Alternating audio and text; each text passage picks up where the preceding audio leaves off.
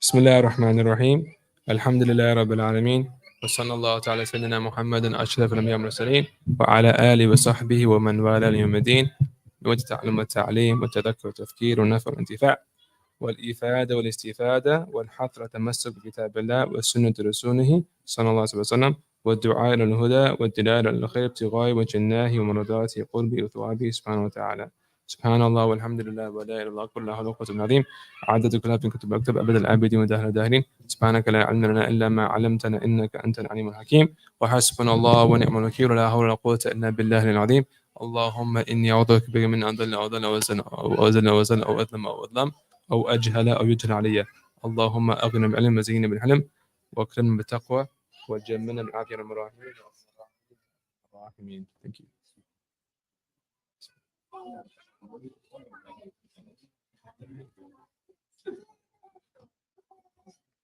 Right, so we are picking up where we left off from yesterday's class about the spirit of fasting from the book The Councils of Religion by Imam al-Haddad.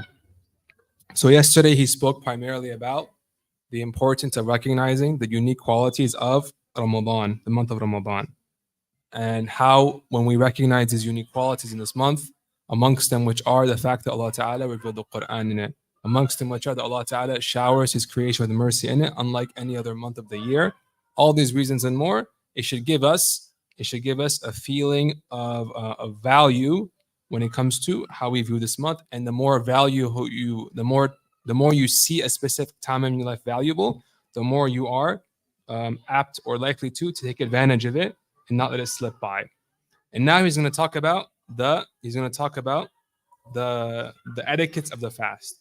The last thing he spoke about before he started the section was the hadith of the Prophet said, "Man sama Ramadan wa qamahu imanan wa ihtisaban, ghufira lahu ma taqaddama min dhanbihi." The one who fasts Ramadan and stands as in praise Tarawih in this month as well, believing in Allah Ta'ala and sincerely for His sake, all their previous sins will be forgiven. So he talked about, so this hadith mentions to us the importance of fasting and staying up in Tarawih and how that will wipe one's sins away. And now he's going to talk about the etiquettes of fasting so one can really have a perfect fast to best garner that mercy from Allah Ta'ala and acquire it to erase all previous sins. So one thing we have to talk about first and remember is that our worship, there is a way to worship Allah Ta'ala that is minimalistic. There's a way to worship Him which is above that, and there's a way to worship Him where there's perfection and completion in how you do it. The minimal way to worship Allah Ta'ala is just do what you have to do just to check the box that you fasted. Okay? Just to check the box that you fasted. All right? The absolute minimum. You fast from Fajr to Maghrib, you don't eat or drink anything, and you refrain from intimacy with your spouse. That's it. That's the minimum. Okay? Anything less than this, you're not even considered to have fasted. Then there's more than this, which is to incorporate in your fast the major sunnahs. The major sunnahs the Prophet ﷺ didn't leave while he was fasting. Okay, the major sunnahs. Then you have on top of that the minor sunnahs or the etiquettes that you would add to your fast to really round it out and make it complete. There's a saying the pious used to have. They said the people who neglect the etiquettes of worship, they are then prone to neglect the sunnahs of worship. And the people who neglect the sunnahs of worship, they're the ones who will one day neglect the obligatory aspects of worship. They just stop worshiping altogether. So it's baby steps. Once one starts neglecting minor sunnahs or etiquettes, eventually, khalas, today you're neglecting that, tomorrow neglecting this, one thing leads to another, and khalas, you've neglected everything and you are not even worshiping as you should be worshiping. It just becomes easy to be neglectful. It becomes easy to be neglectful. And so when we think about how we obey Allah Ta'ala and how we worship Him, we should think of it like this. The things we have to do in our fast, it's like the skeleton of the worship. It's like the skeleton of the worship. The major sunnahs that we do, it's like fleshing out that skeleton. Fleshing out that skeleton.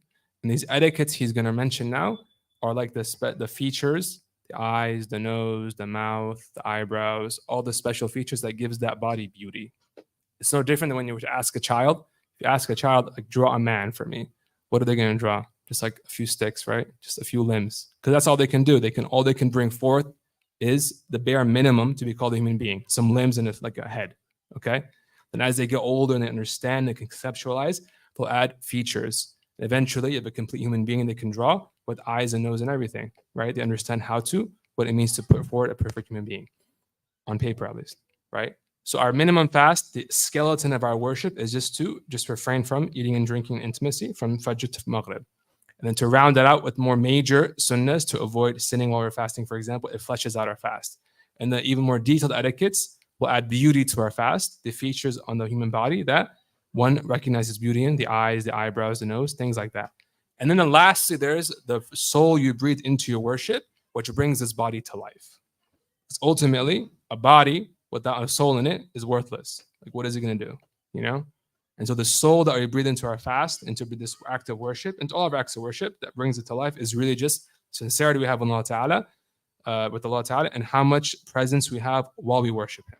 How much presence we have while we worship Him. You can't have a soul without a body, and a body without a soul is not really useful.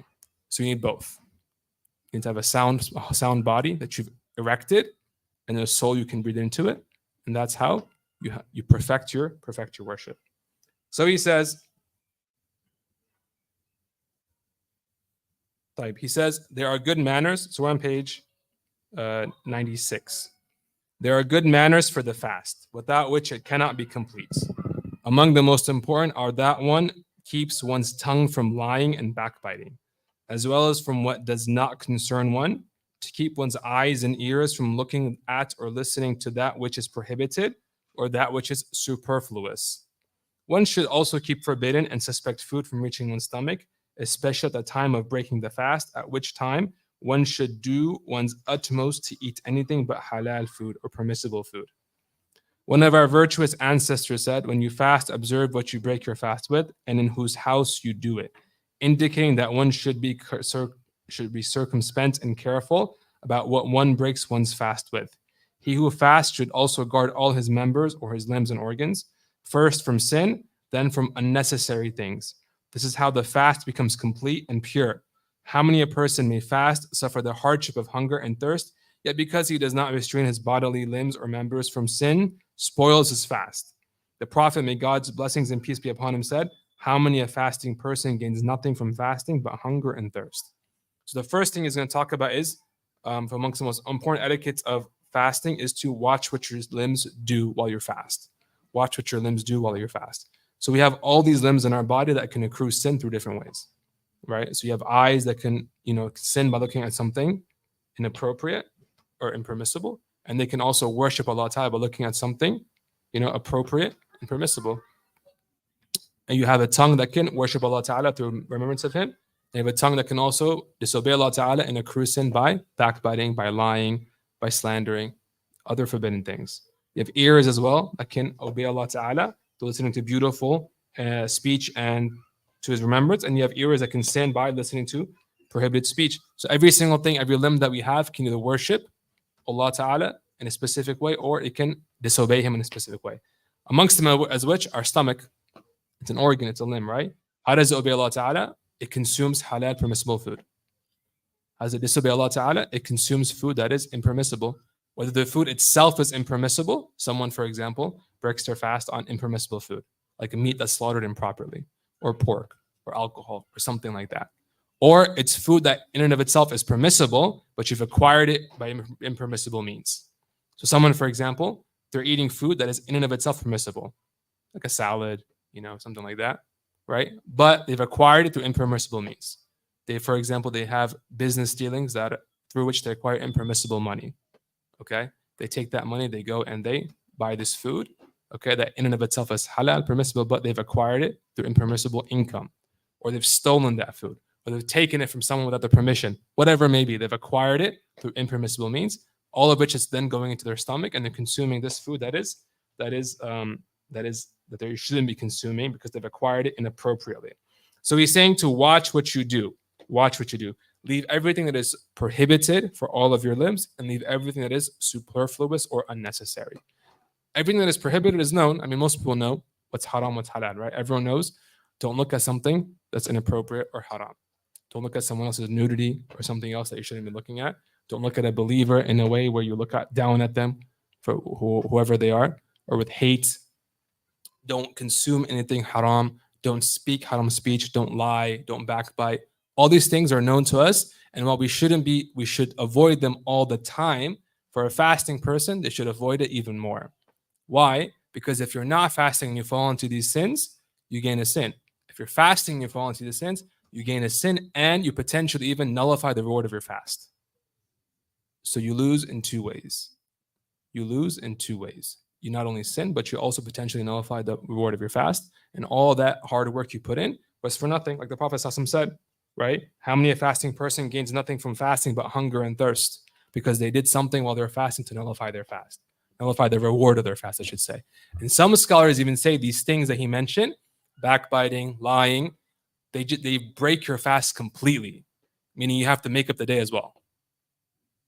So, but the majority of scholars say that your fast is okay. You don't have to make it up, but you've voided the reward. You have voided the reward. So to make sure you stay away from all things that are haram and to stay away from all things that are unnecessary. So what's considered unnecessary? Anything that if you were to leave it, leaving it doesn't harm you. And if you were to engage in it, it doesn't benefit you. That's considered unnecessary. Anything, if you were to engage in it, doesn't benefit you. And if you were to leave it, you don't miss out on anything. Okay? You don't miss out on anything. It doesn't harm you at all. All right? So those are considered unnecessary things. Now, with that in mind, how many things in the world, in our day-to-day life, are considered unnecessary now? A lot of things. A lot of things are considered unnecessary. How many things that are just day-to-day life can you just leave and you just won't miss out on anything? It won't harm you if you were to leave it. You wouldn't miss out on anything. No benefit. You wouldn't, miss out on any benefit or anything good for your life. And if you're to engage in it, you don't really get anything in return. You've just spent your time or your effort on something that doesn't have anything going back to you. So he says to avoid all things impermissible, of course, and to avoid all things that are unnecessary, right? To maximize your time while you're fasting in Ramadan in the worship of Allah Ta'ala. In the worship of Allah Ta'ala. He says to refrain from sin is always mandatory for fasting and non-fasting persons alike. However, it is more emphatically incumbent upon the fasting person, more of a duty for him, so understand. He has said, may God's blessings and peace be upon him, fasting is a protection from the fire. When it is a day of fasting for one of you, let him refrain from lewd speech and quick-tempered reactions. Should a man insult him or quarrel with him, let him say, I am fasting. So to guard your tongue, even in instances where you are enticed to do something wrong or say something wrong. Someone comes and picks a fight with you, gets into an argument with you, and just, agitates you in some way, and you have something coming up and you want to get it out, right? So we have to restrain ourselves when that happens, because as soon as you let your tongue start rolling, what happens? You can say something and all the reward from your fast is gone. All the reward from your fast is gone. So he says, the Prophet says, let him say, I am fasting.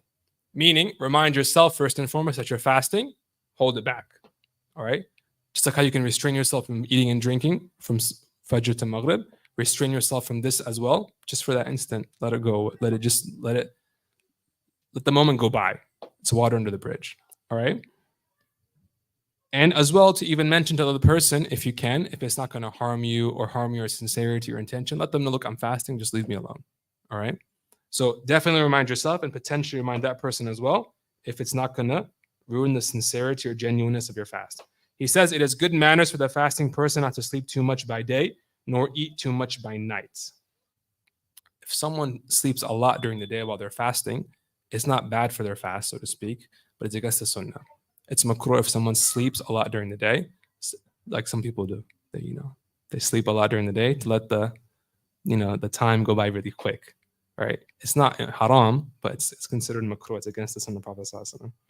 It is good manners for the fasting person not to sleep too much by day, nor eat too much by night. Let him be moderate in both, that he may feel some hunger and thirst, that his soul may be disciplined, his appetites weakened, and his heart illuminated. This is the secret and purpose of fasting. Okay? So there we go. Why is it that sleeping too much is considered bad while you're fasting? Why is it that eating too much is considered bad while you're fasting? Because of this, because the whole point of the fast is to feel hunger. And the feeling of hunger that one has, it has a polishing effect on one's heart. It has a polishing effect on one's heart. And you can just see it. How many people, just think about this. You might have an idea to do something good. All right. You have an idea to do something good. You have an idea, an inclination. I'm going to go to the masjid today. I'm going to go to this class today. I'm going to read the Quran now. I'm going to do something good, whatever it may be, right? If you don't take advantage of that idea right then and there, if you just go and have something to eat, the idea is gone. It's just try it one day. Try it one day. If you were to not eat, right, and go after the idea, it'll come to fruition. And so when you have a feeling of hunger in your heart or in your body from fasting, it has a polishing effect on your heart. It removes the obstacles between yourself and doing good. But it's only when we eat and we don't feel this hunger that you weigh yourself down. You weigh yourself down. And to weigh yourself down like this in Ramadan, where you eat so much in the nighttime that you never really feel hunger, it goes against the spirit of the fast, which is to getting used to the feeling of feeling hunger, and letting that hunger polish your heart, like he says, right? So that you to feel hunger and thirst, such that his soul may become disciplined by restraining its passions and its desires, his appetites weakened, and his heart illuminated. His heart illuminated. The scholars say the path to God is four things. There are four principles to the path to God. The first one is to sleep little. The second one is to eat little. The third one is to speak little. And the fourth one is to not mix, don't unnecessarily mix with people. Okay? To leave which is unnecessary in terms of your social life. Okay? This is what they say is the path to God.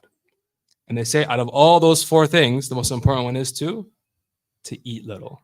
If you eat little, everything else comes naturally. It'll just happen. Okay? But if you eat too much, even if you try to acquire the other three, it'll be hard. It'll be hard. So for that reason, eating little is important. He says this is the secret and purpose of fasting. Let him avoid luxuries, and as we have just said, excess in indulging his appetites and pleasures. The least he can do is not to exceed on Ramadan his habitual degree of comfort at other times. So the minimum is to maintain the status quo. So whatever you were like before Ramadan, keep it during Ramadan. Don't increase in that. All right. However, self-discipline and refraining from indulging the appetites of one's soul have a great effect in illuminating the heart and are more incumbent in Ramadan. As for those who make Ramadan a time for self-indulgence and pleasures that go beyond their habitual practice at other times, they are being deceived by the devil, for he is jealous of them and wishes to deprive them of the blessings of the fast, prevent its effects from appearing on them in the form of lights and unveilings, humility and brokenness before God the Exalted, and the pleasure of communing with him, reciting his book, and invoking him. So the customs that we see nowadays oftentimes, which is that in Ramadan, khalas, we do things in Ramadan we don't ordinarily do the rest of the year. There are foods that we eat specific for Ramadan. And coincidentally, these foods are extremely laborious, right? They take a lot of time to make, a lot of ingredients, and they're just like a hassle, right? But in Ramadan, for some reason, khalas, the kitchen's cooking, right? And the plates are out, and we overindulge ourselves. Okay, whether it's as a family or even as a community, all these people have parties, people have get-togethers all the time during Ramadan, where they go all out and they really, really overindulge. So he's saying here, this overindulgence, if you increase in indulgence during Ramadan, this is the devil deceiving you. Taib. We just mentioned yesterday that the devils are all chained up and thrown in the ocean. So how is the devil deceiving you if he's chained up and thrown in the ocean? Huh? Scholars say it's one of two things. Either the devil, alas, he's sown seeds in your heart for the other 11 months of the year. Okay? So Ramadan comes, the seeds are there, they're sprouting. They're sprouting. Okay? Unless you have recognized and you fought him throughout the year, then those seeds are going to be few.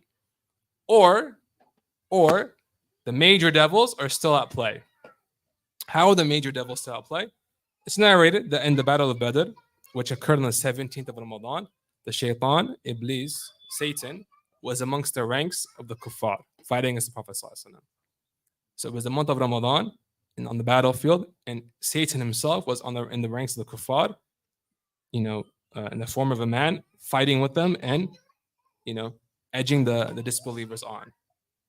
Despite the hadith saying that the devils are all chained up and thrown in the ocean. So devils that are chained up are just the minor devils, but the major ones are still out there wreaking havoc.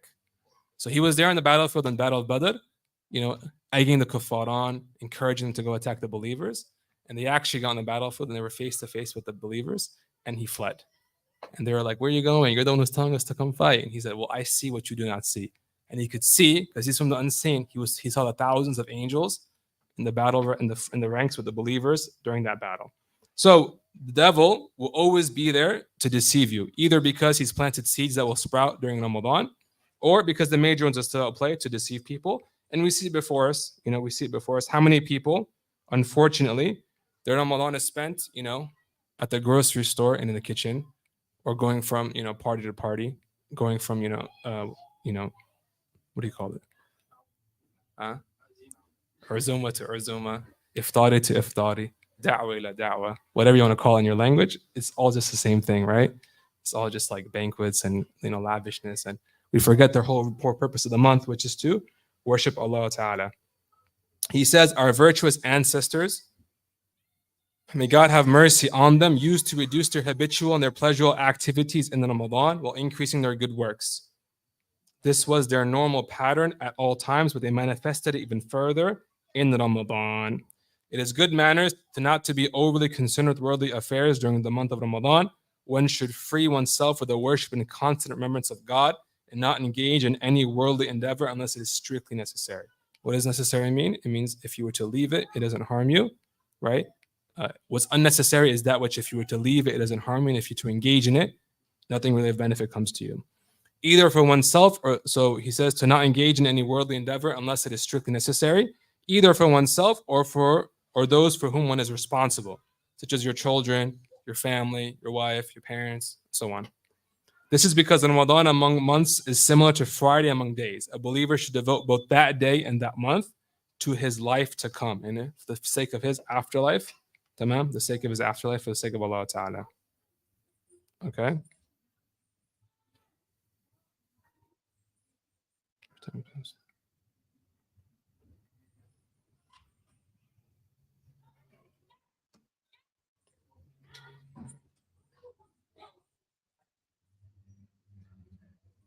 Okay.